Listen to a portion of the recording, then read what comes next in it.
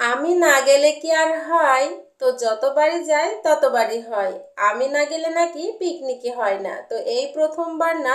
তো আমি বাবার বাড়িতে যতবারই যাই ততবারই কিন্তু সবাই মিলে একসাথে হয়ে পিকনিক করে থাকি।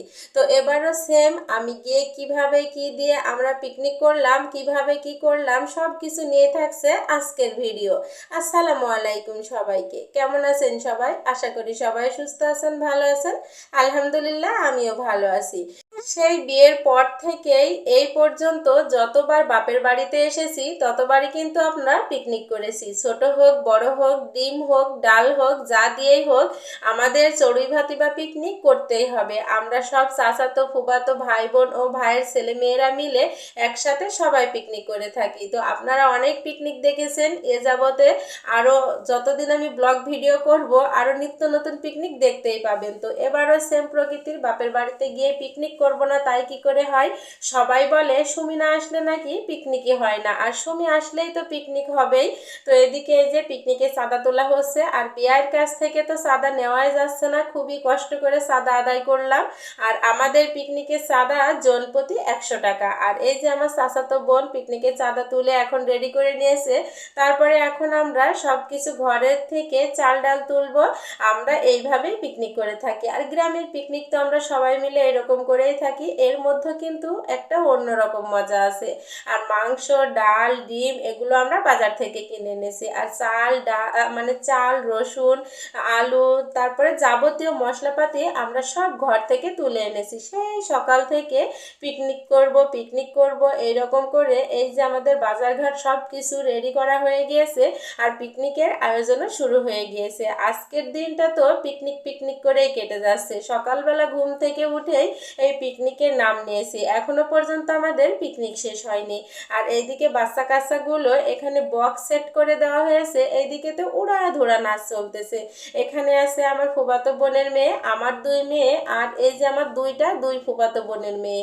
তো এই যে এখানে কিন্তু মেয়ের সংখ্যাটাই বেশি। আর আমাদের গোষ্ঠীর এক মজার কাহিনী আছে, এখন যাদেরই বাচ্চা কাচ্চা হচ্ছে সব বেশি মেয়ে হচ্ছে। তো যাই হোক, ব্যাপার না, মেয়ে হয়েছে তাই কি, আলহামদুলিল্লাহ, আরও হোক মেয়ে, আমরা কোনো সময় অখুশি হব না।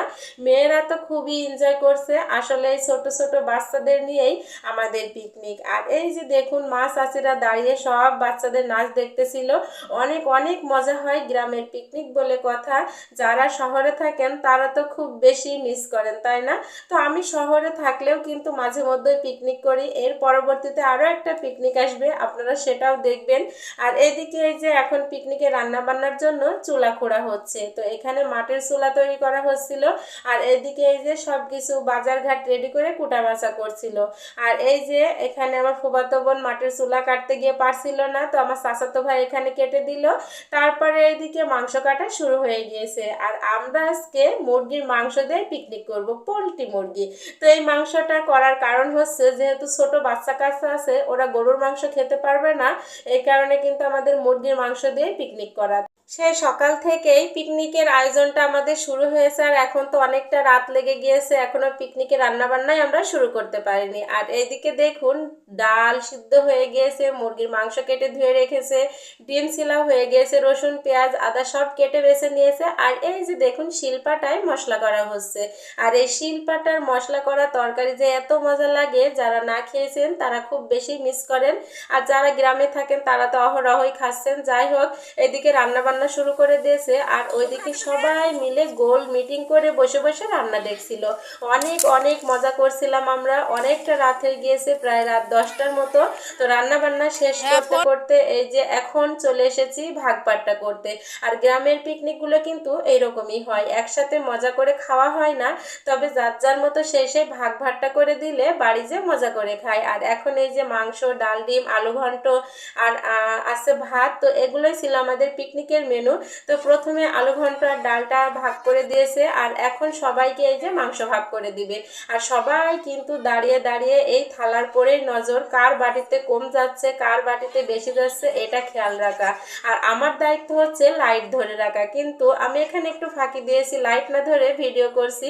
কে কি করছে দেখুন, সবাই তো মেরে দেখতে। যাই হোক, সব শেষে আজকের দিনটা তো পিকনিক করে তো খুব মজা করলাম আর পিকনিক করেই কাটিয়ে দিলাম। আপনাদের কাছে কেমন লাগলো লাগলো আমাদের পিকনিক অবশ্যই কমেন্ট করবেন। আর পরবর্তীতে পিকনিক আয়োজন দেখতে চাইলে আমার পেজে ফলো দিয়ে পাশে থাকবেন। আজকের মতো বিদায় নিচ্ছি, আবারও দেখা হবে পরবর্তী ভিডিও নিয়ে। আল্লাহ হাফেজ সবাইকে।